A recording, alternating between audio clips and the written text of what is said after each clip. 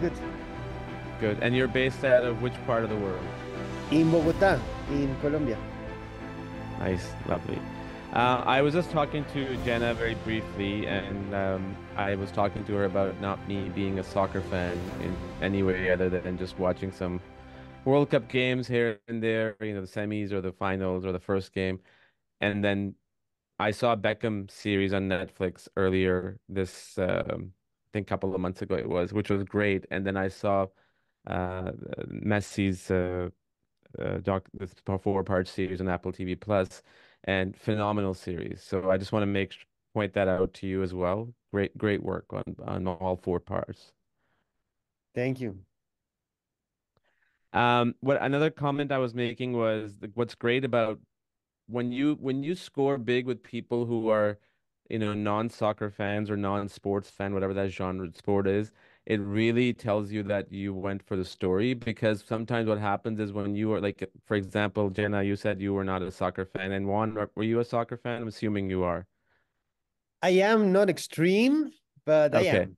Yeah. Okay, but what it does is then you don't get diluted too much, right, into that sports phenomena or like in Messi phenomenon. You're just trying to tell the story and the heart of it, which was really it came through in the series. Thank you. Yeah, that was the goal, was to have wide appeal and focus on the human part of the story. Things that are, it's a phenomenal human story, but it's a human story where there's relatable things for everybody, aside from the Right. whole trophy thing. That's hard to relate to, but the rest of it. Yeah, no, for sure. I would love to just put some context, whoever wants to start first, just to kind of give me a little bit background of who you guys are as, storytellers and filmmakers. Just, in a minute or so to give me some context of your background, how you landed on this project, both of you together. One. Me. I was going to say you. But yeah, so I actually met Jenna a couple of years ago because I've been working on documentary films since a while already. I started more in the distribution and film festival kind of universe, but then I quickly started producing documentaries. I because of my relationship started working more like in war, like in like conflict films. I worked in Syria and Afghanistan, Ukraine, and Venezuela, like kind of complicated environments and like kind of, I guess, challenging projects. That's the reason why they called me for this one. And then, with Jenna, we met a couple of years ago with one film that was actually a relief from my career, which was about Colombian reggaeton star, J Balvin. That was a Okay. project with our friend Matt Heineman, which was a lot of fun and very different to the stuff that I was used to. And then I guess through that kind of experience and starting to take part like in Latin American stories, as a documentary filmmaker, I was invited to take part on this project. Uh, Wonderful. my background sort of similar, but a different path. I spent a lot of time as a journalist, covering conflict zones in the Middle East and North Africa for much of my career, and then jumped into independent documentary. And the first project I jumped onto was about Tiger Woods, and I knew nothing about golf at all, but was fascinated by him as a person. And so we worked on that and sort of, I think, figured out a way to get to that character without having access to him, but really get to who that character is without making it a tabloid film. And then I sort of realized that sports has this incredible opportunity to really get into all of the things that are human, sort of hunger, desire, failure, achievement, disappointment, perseverance. These are all really human things.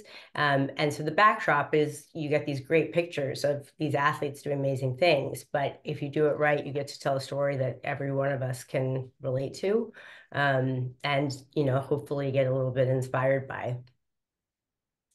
Wow, nice. It's interesting you guys mentioned that you both have backgrounds in conflict zone storytelling, and that's pretty much in the world that I am living right now. I mean, these posters in the back, Citizen of Moria, In Search of My Sister, Afghanistan, Europe, Middle East, China-based stories, all about conflicts. And I wonder, it's a very dark place to be at, and for you to make that transition from that world into something a little bit more, not necessarily glamorous, but a little bit more um non-depressing, for the lack of a better word. How was that? Was that something was very easy to adapt or challenging? Um, I think it was a bit of a relief having had done some coverage on politics in 2016. I was a little bit ready to do something different, but in an interesting way. I mean, yes, no. What is a relief is that life and death is not coming into your storytelling in that same way. But I think the challenge also is sort of similar, right? Because you can also tell a sort of a war story and just hit the surface of it, the bang bang of all of it. But to tell a war story well, a conflict story well, you're diving deeper and figuring out what is relatable, what's on that human level. It's not just about the bang bang and the bombs. It's about the humans and Of what they're course. through. And I think the same sort of skill set applies in a way. I mean, that might sound silly. I'm not downplaying the conflict, but just in terms of wanting to get past that first level of what you see as a visual and being able to tell the human story of what happened beneath that, I think those things are sort of there. It's a similar skill set, and you're sort of asking similar questions about what drives people and what keeps people going. It is certainly easier, I think, to go to sleep when you're watching this kind of footage rather than Yeah, the last big film I did was on COVID, and this is easier footage to watch. right, for sure. Juan, do you want to add something to that? No, I think exactly the same as Jenna. I think when once you have been in all these kind of dark places sometimes, like coming to a situation where there's more about light and a completely different situation, it's a relief, and it was just fun and a great year to spend watching Messi. He's an amazing human, so it's like kind of inspiring. And those are the things, like when you are working in this kind of stuff, you are so involved with it that of course it gets to you. And if you're in a war situation, it gets to you. And in this case, being so close to Messi and his story and such an inspiring situation, I think it was just nice, good input, for our life in a way. That's great. So when I was watching Messi's World Cup Rise of the Legend, um, I was trying to figure out as a storyteller myself that how much of the footage or interviews were after, the World Cup and how much was during or before. So obviously there was broadcasting footage and all that. There was some cell phone footage that I noticed. Can you just sort of tell me about it? Like, were you guys always planning to do this before the World Cup began, or was that sort of in the middle of it or the end? Just tell me the process of that. And both of you or any one of you guys can start. Well, I mean, we were very, very lucky that we get the chance to have Leo before going to the World Cup. We had two main interviews, one before and one after, which was great because the one before gave us the chance to feel his expectations and the emotion going towards the World Cup. And then you could figure out, his state of mind and emotions before going into this adventure, which I think was very important for the film to have like this as a setup also for jumping into this adventure. And then to be able to and then that was actually the only interview that we did before the World Cup. And then all the rest interviews and then a second interview with Leo were done after the World Cup was already passed. And then we were able to to reflect on everything that has happened. And then we were also able to identify which were the segments of the story that we wanted to concentrate more. So we were able to actually build the story better afterwards, once the whole adventure was passed. Got it. Jenna, you want to add something to that? And then I mean, we got this unprecedented access to actually being with Messi in the Argentinian compound throughout this World Cup period. And that is, different teams are different, but the Argentinian compound particularly was extremely secure for all sorts of reasons. One, obviously, the first one being their safety, health, and security. And focus, right? This is also their COVID fears. So they had extreme protocols around their compound and around protecting Leo and his players so that they could be single-minded in their focus. And then we had this incredible access, but we really had to walk that that fine line as filmmakers of getting in as close as we could, but not in any way becoming part of the story or affecting the outcome of the story, becoming a distraction, because that's the worst thing you can do. So we had to have a really light touch, really fly on the wall, have them become comfortable with the camera and be able to observe. And since they won, we sort of feel like we didn't mess it up. That's where our light touch worked. Right.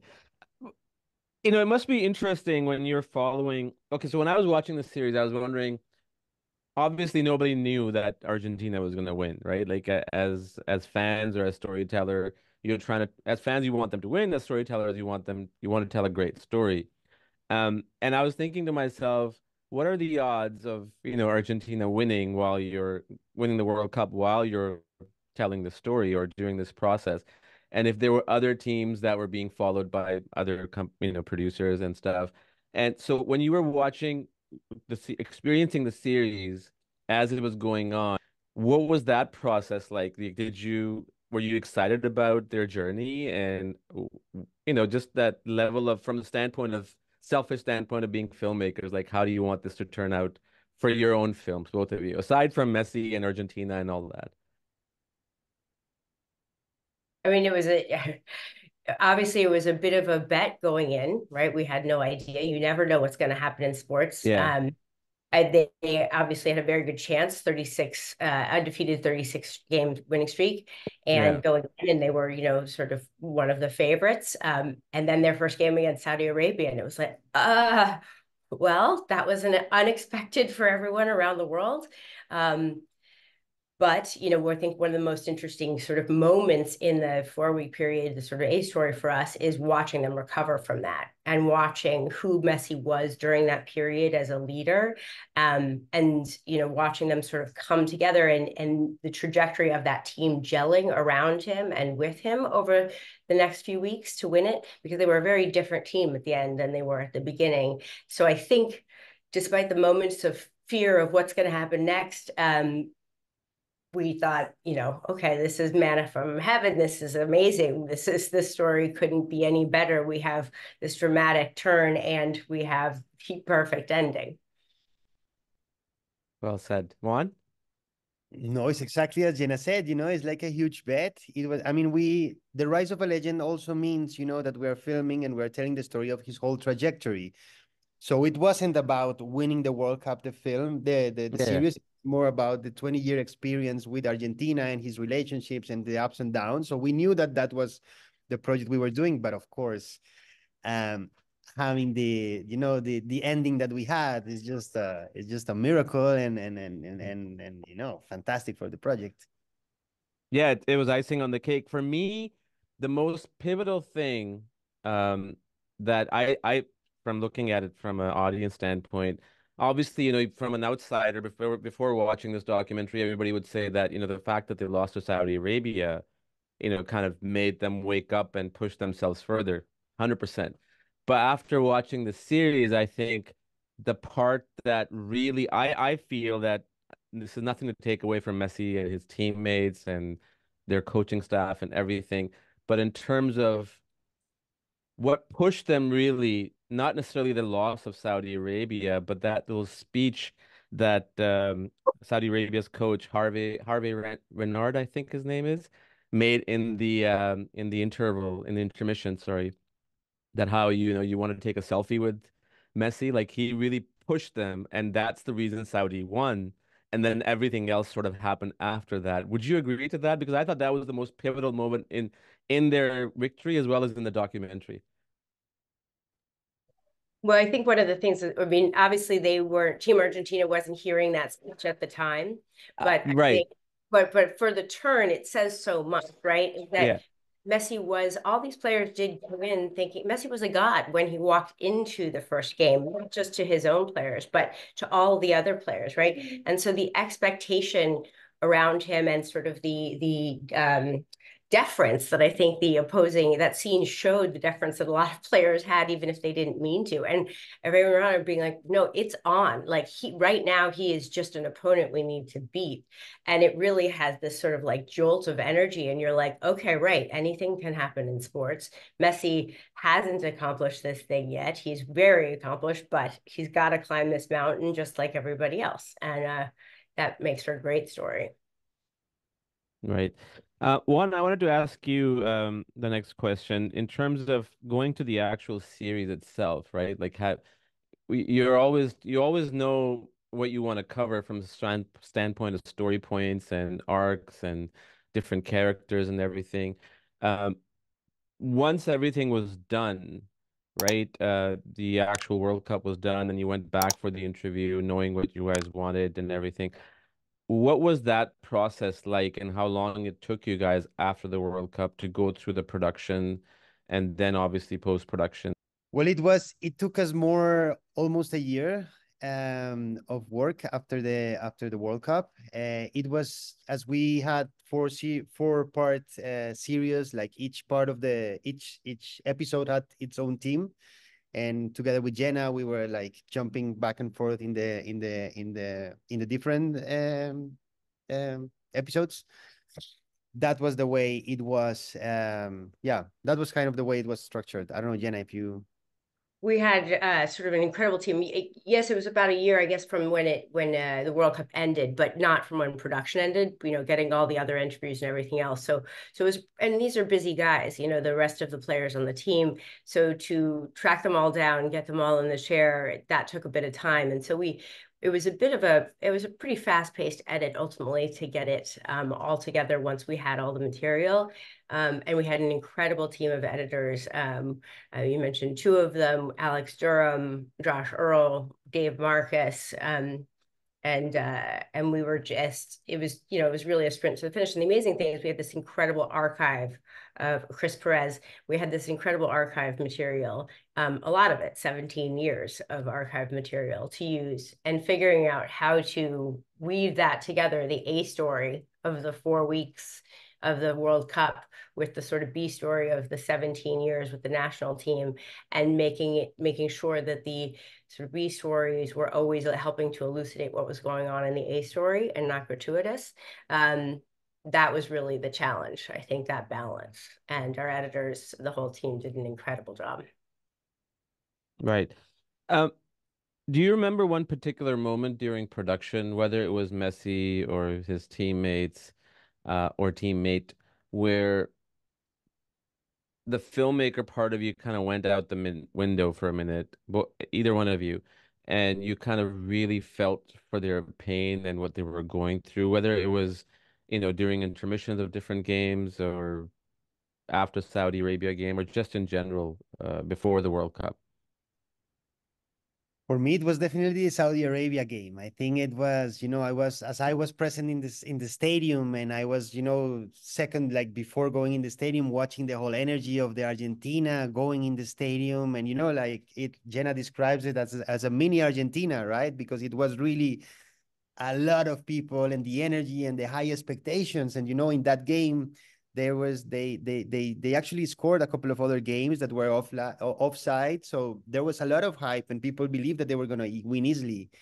And then when they didn't, it was like a big kind of wow moment for everybody in the team, in Argentina, with the fans, for everybody. I mean, me as a filmmaker was, this is the perfect turning point, because I wasn't as passionate as me and the other Argentinians. I thought, if you have a team that comes with 36 games undefeated and the expectations are so high and you have the best players in the world, the natural thing is that they were going to win, and then is no drama. Then there is no, we are filmmakers. We need a little bit of all these things to make it more interesting. So when that happened, like besides feeling the pain and all the people around me, I was very positive that this was going to be an important moment for the film, and it turned out to be. So that was, I guess, as a filmmaker, the most interesting moment for me. Right. Jenna? I think for me, in a way, it was watching the footage that we got back, and particularly there's this, and not that it was a sort of trauma moment, but the moment that you see with Messi after it's all over, this incredibly raw moment that I won't spoil for viewers, but it's, I think, probably the most raw anyone's ever seen Messi. He's a man of few words who's, sort of careful and quiet and listens, but you really see him taking in this moment. And it kind of brings you to tears because somebody who's been in front of the cameras for so long, who's, had his messaging and has been so careful, and then he's just overwhelmed with emotion, and it was really touching. Yeah. And I felt a responsibility to tell his story right after I saw that piece of footage.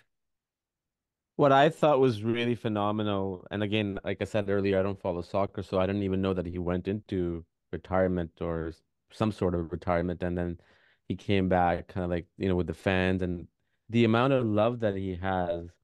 I think similar goes with Ronaldo as well, but I don't know much about that, but I saw this in this series is phenomenal. I mean, how the fans kind of went from the high end to the low ends and throughout each match. And just even when they were missing him when he had left the team after the last World Cup loss. What did you guys learn new about this, for the lack of a better word, God figure or Messiah figure in Argentina, with Messi being the one? I think when I didn't know, and having done a few sports stories now, what was different about this one is that this is really a story, a love story between Messi and his country. And it's a complicated one in that when when you are so beloved, I think the line that one of our Victor Hugo Morales says is that it's extraordinary to be Messi, but it's unbearable to be Messi, right? So he loves his country. He is a boy from Rosario. He wants to make them proud. And they are hard fans to please in that he, over 17 years, won so much, got so close, did so well, but losing one game, they turn on you. And, they had this incredible pressure, but then they had his back again. And I, coming into the story, didn't understand what that relationship was like.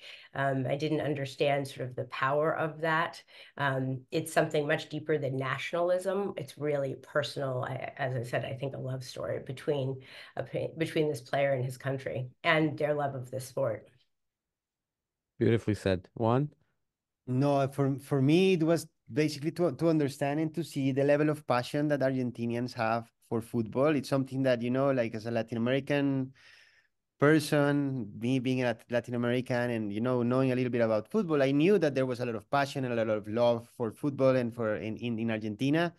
But once you are there, it really becomes very obvious that there is like a different level of passion than anything that you have ever seen in the world, that they really feel it as a religion, that this goes beyond anything that you have ever imagined. Then you can understand better, and it becomes more clear for you why it is so important for Messi to win this, because he comes from that place which has this amazing passion, and they are really in need of this, and they really want it, and they really, like in Colombia, you never expect anything from the Colombian team, but in Argentina, expectations are so high uh, because of that love and because of their talent, that was something that I had never seen, like even when we were like close to Messi's house in Rosario, and you see even the bus stops are painted by the flags of of their little teams of Newells, and this is something that you will never see here. So that was for me something very, very special to see that level of passion that happens in Argentina for football, for soccer. Right. One of the things that I really, again, there were some great moments in the series, right? Like some very powerful moments. But I think for me, the one that stood out the most is just the love of fans. Like, when you see them celebrating, or even when you see them crying or being in that tense mode, with the last minute to go or the finals or whatnot, because they're fans, like they're just like anybody else, like you and I, right? So you relate to that. You feel their pain or their happiness. Were you guys at any point there after the World Cup just to get an experience that fandom of the welcome that they got, or was it a completely separate team that you guys just sent like camera crews and stuff? We had Oh, incredible. Oh, go ahead, Juan. You speak to this.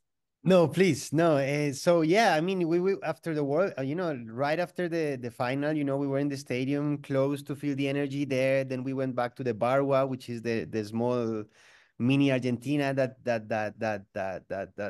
took place like in Doha, where everybody was celebrating and stuff. And yeah, we took part of it and we filmed it, and it was just incredible to see the energy, to see the happiness of the people, to see how many of them, they say that situation changed their lives.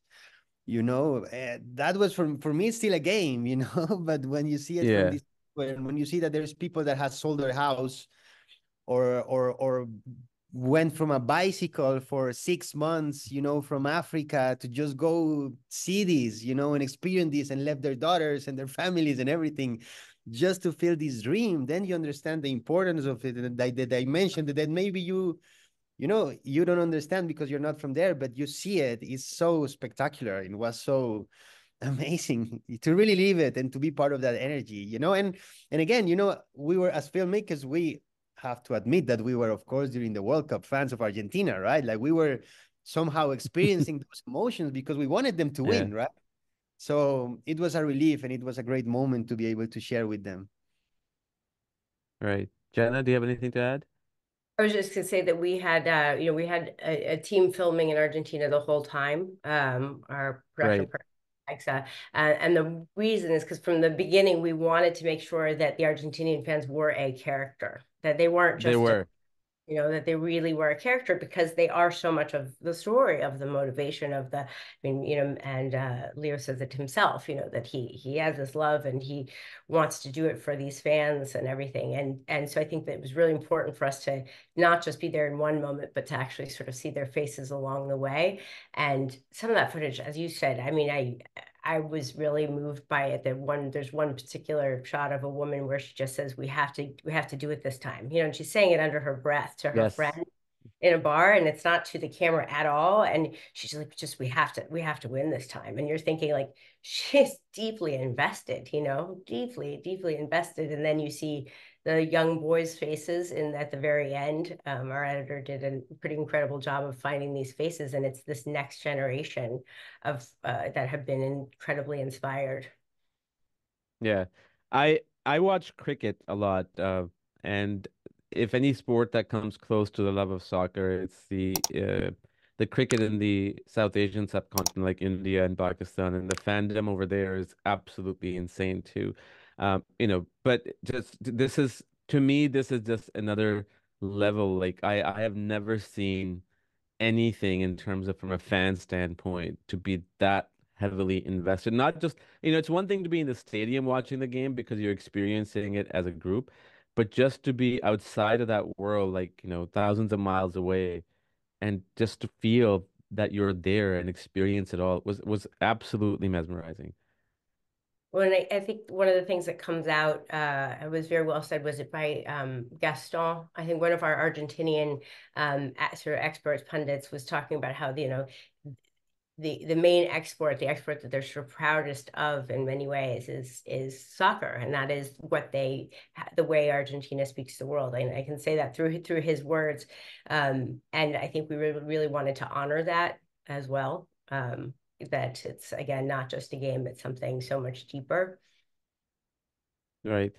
Um, What was and I don't want to, when I'm asking this question, I'm not even asking in any way the political side of it, but just being in Qatar, in Doha, spending so much time there and the facilities that they had and the arrangements. What was that like? Just with around fans and around the locals, of course. Well, I had never been in a World Cup before, so I don't have like a point of comparison. But one thing that most of the people said that were usually going to World Cups is that the fact that there were all the stadiums in the same city, right, made that the whole World Cup was happening in the same city, right? Which doesn't had never happened in ever in the world. And this is a city that is for sure like made to be able to host a space like this. So the whole energy, the parties, the events, the fan zones, the restaurant, everything was like somehow filled with this energy of the World Cup, which is insane. Of course, it's like people, having fun, going crazy, cheering for their teams, going from one place to another, enjoying the beaches, enjoying the place. So it was, I think it was quite a great place to be in, and quite an interesting, like I think a space to host a World Cup, very, very special, very Right. different. And again, I think more Argentinians traveled, or the second most amount of people who traveled, but I think it was Argentinians from anywhere else in the world. So it really was this wonderful invasion of fandom. And they had, there was a little Argentina, as Juan said before. There was an entire community that was basically, created and lived in by Argentinians. And some of my favorite footage is the really quiet footage from that little village where there's, an Argentinian getting his hair cut in a Qatari barbershop, and it's like people camped out there. This had become the home away from home for that 4-week period of time. Right. One of the great things about storytelling, whether it's in any genre, whether it's the Beckham series or this one on and the Messi's World Cup on Apple TV Plus, is that a lot of people forget about, when it comes to fandom and celebrities, you forget about the journey that they've gone through, right? Like you hear like all this like tabloid in news about such and such having this or that, and you hear like completely very diluted stories. But what as storytellers you guys did and everybody else that does, it just humanizes them to a level where you kind of understand their pain and their suffering, and you completely get all the stuff, that you see. What did you learn about Messi as a human being? I mean, like you said earlier, he seems like a very down to earth and humble and quiet guy, but just anything a little bit more than that, Messi as a human being, as a father, as a friend, as a co-player. What was something that you guys learned about him that you didn't know before?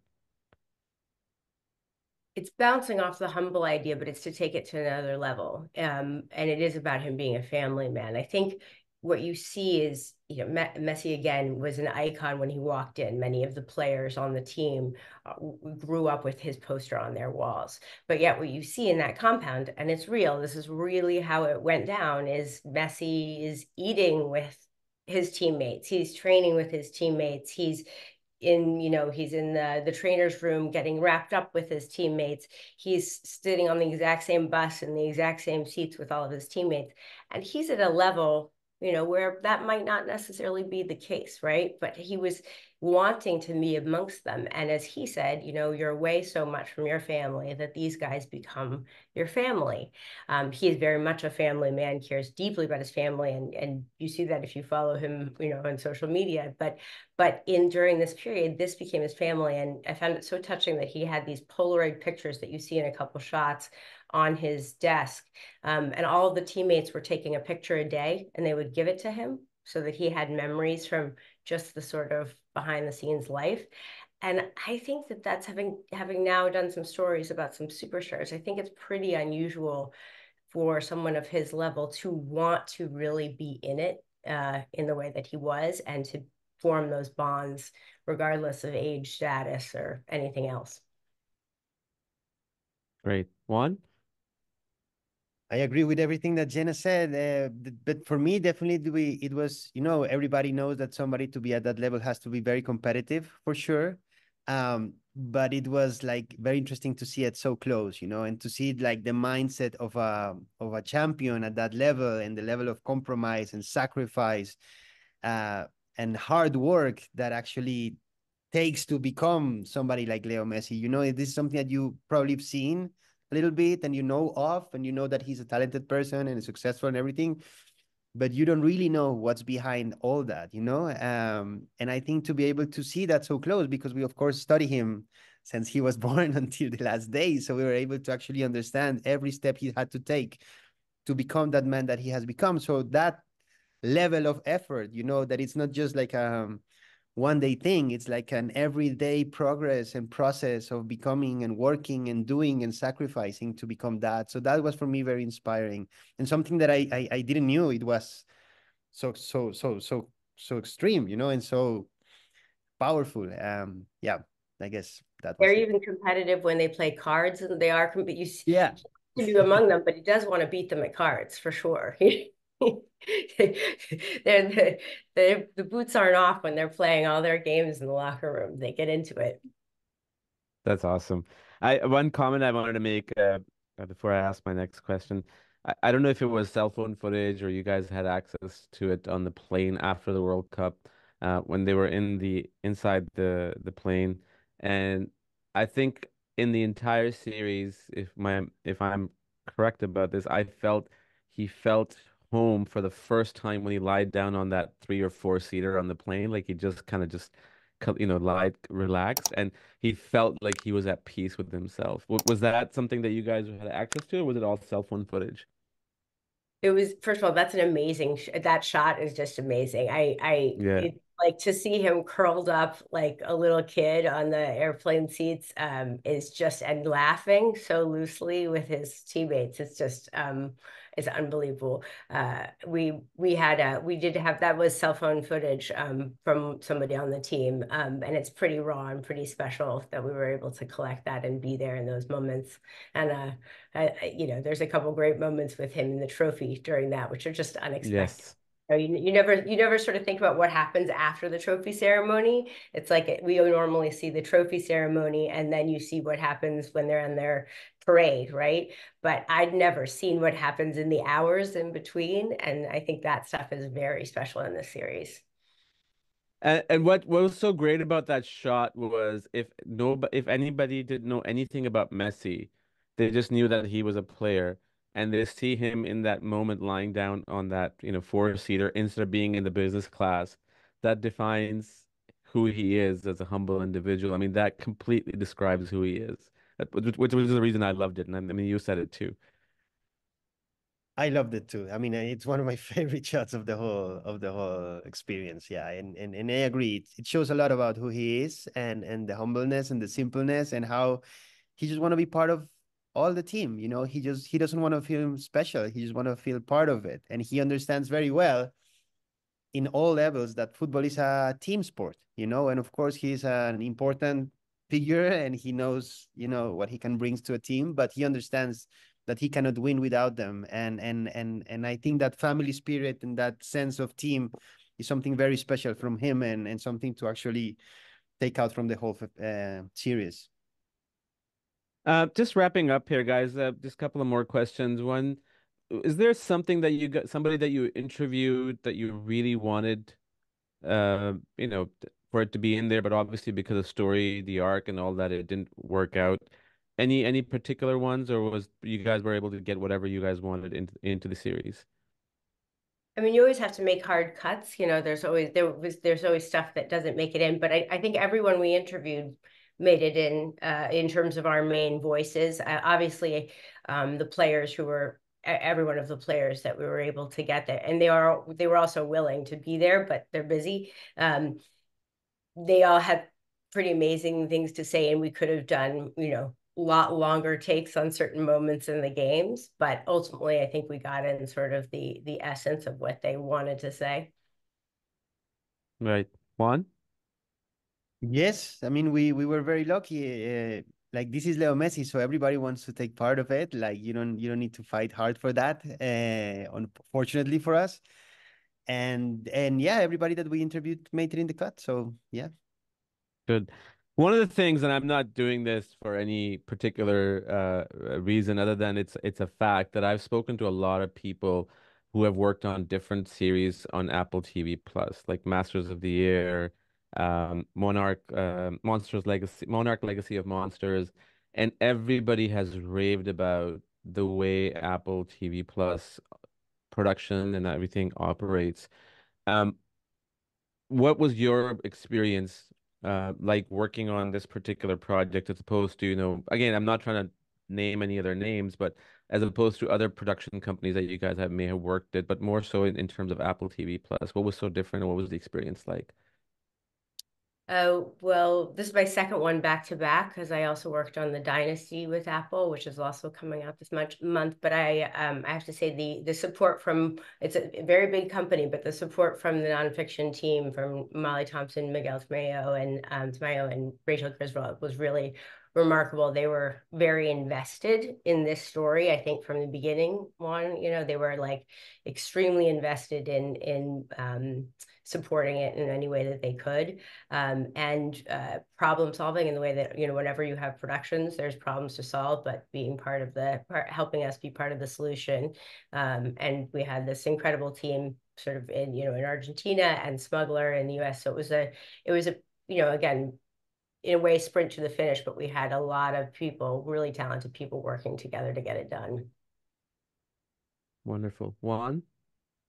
Yeah, I can just relate to Jenna's experience. I think, and I think you pointed out really well, the fact that you have such a big company, but such a like a personalized, compromise with the project was amazing. And the people that has been working with us is just people that has a lot of experience, working on this and working with sports documentaries and many other stuff, they're great storytellers. So I think it was like with Apple and the rest of the team, it's like it was a great, collaborative experience, and what they brought was their experience, their dimension, but also that kind of little, how do you say, personalized work together with us, which was amazing to be part Sure. of and to have. How much? Thank you. This is something I ask almost everybody I talk to, especially in stories like these, where like you're against perseverance and victory and loss and all those emotional moments. Is that as storytellers, we have and we are always going through similar hurdles, right? Like there's always like ups and downs, and you're trying to get something done, and it doesn't get done. Then you have to pivot and etc. How much of that of your own personal journey you feel, both of you, goes into something like this at an emotional level, where you can implement certain things by consciously or subconsciously, relating to who you are and what your story has been? Well, I would say there's a lot of ways you could go with that question, but we Yeah. are, I think anyone who's made films knows that no matter how much time you have, at a certain point, it becomes an all-night affair every night. It's just, you can have 5 years and to make something, or a year to make something, and you end up in the sort of the trenches together making this thing, right? And I think in this 4-week stretch right before we were getting ready to deliver, we were making jokes a lot with the editors, who were incredible and dedicated so much of their time. And you're up at 2 a.m. trying to solve a story, put together the puzzle pieces.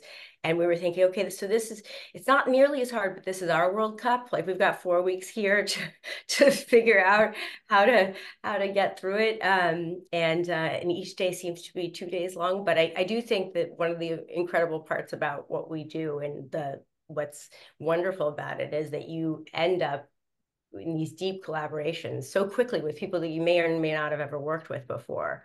And it's a really special relationship for me. And I feel like on some level, it is very parallel to being on a team, like this kind of team. These specialists are brought together and you have to accomplish this goal. And, it doesn't hurt to be inspired by like the GOAT and watching him do it too. Nicely said, Juan. Absolutely. I think if you're investing so much time and you want something to be right in this thing that we do, you need to be invested emotionally, physically, mentally, every day. You have to work hard. You are in the shower thinking about a scene. Like, this is something you're all the time thinking about and having, it becomes part of your life. It becomes part of your conversations. It becomes part of your everything. And that's why, when we're talking about war, at the same time happens the same. So in this case, being such a heroic story and with such a character, it was just a relief to be able to have that as part of your daily life, of your everyday life, of the things that you share with your family, of the things that you share with your people, of the conversations, and that it becomes something that you somehow own in your own little way. And I think that was, yeah, incredible for us. I laughed at your shower comment because I was doing that this morning, literally thinking about a project that I'm working on, and I was like, how am I going to do this? How am I going to do that? Uh, and just lastly, guys, what's next for you guys? What's that is something you can talk about? Right now I'm directing an episode for a Nat Geo show to come out for Okay. National Geographic for Trafficked with Mariana Van Zeller. And Juan has got some big stuff coming. I'm working different stuff. This thing that I can talk about, it's a project in the Ukraine, you know, that I've been filming for a couple of years, that it's hopefully going to come this year. Very different and complicated story. And yeah, I'm getting a couple of other stuff done, but yeah, I cannot talk much about it at the moment. That's fine. That's fine. When is Jenna? When is your series coming out? The Nat Geo one? Is it? Do you know the date? Is it later this year? They're in season 4 right now, is airing. So my episode will be in season 5 next year. So it's okay. They're yeah, ongoing thing. So perfect. And Juan, are you pretty much done production, or are you still in process on that Ukraine project? We're in post-production, like finalizing the edit soon, and hope for like a fall release. We'll see where. That's the idea. And I'm assuming you guys don't, not you guys, Juan, you don't know what distribution where it's going to be at this point. It's is it too early, or is it something you can? Got it. It's a little bit early, as it's a war and complicated project. Like we've decided to take the adventure by ourselves, and then to come to the market a little bit later. I think that's a great move on your part, because I haven't seen any Ukraine documentaries, but I know when the war broke out, everybody was going there and they were like rushing out like a project. But I think sometimes to wait out and to understand the complexities and to, for the audience to understand, it's a great move. So I'm looking forward to that for both of you guys, the Nat Geo project as well. I'd love to check them out. Thank you so much, guys, for your time, both of you. Again, fabulous work on the series. Thank you very much. And looking forward to seeing more of your work. Thank you so much. Thank you. Thank you. Thank you for having us. Stay warm. Take care. I will. Thank you. I hope you enjoyed this episode. Thank you so much for watching and listening. Don't forget to subscribe, like, share, and comment. And do come back for another episode. Until then, have a great day.